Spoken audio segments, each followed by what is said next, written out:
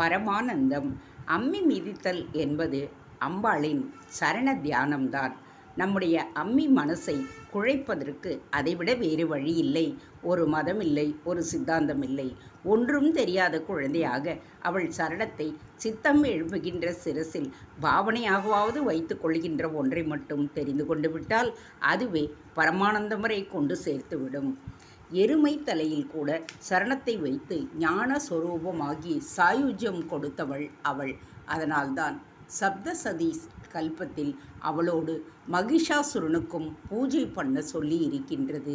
முக்கியமாக நம்மை பிடுங்கி எடுக்கின்ற அகங்காரம் நசித்து போவதற்கு அந்த சரண தியானம்தான் மருந்தாகின்றது. தலைக்கணம் நசிப்பதற்கு அந்த தலைக்கு மேலே குருவான அம்பாளுடைய சரணம்தான் மருந்தாகின்றது.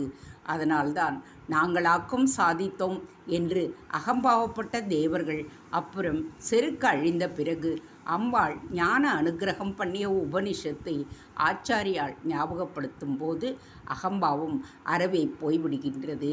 மமாபி போட்டு சொல்லுகின்றார் அதை. அந்த சரணம் சாட்சாத்காரமாக நமக்கு கிடைப்பது எந்த நாளாகவாவது இருந்துவிட்டு போகட்டும். இப்பொழுது அவளுடைய பூஜா விக்கிரகத்தின் சரணத்தில் போட்ட ஒரு புஷ்பத்தை எடுத்து சிரசில் ஒற்றிக்கொண்டு வேண்டிக்கொண்டு குழந்தைகளாக நாம் அவளிடம் இருப்போம். தேங்க்ஸ் ஃபார் வாட்சிங்.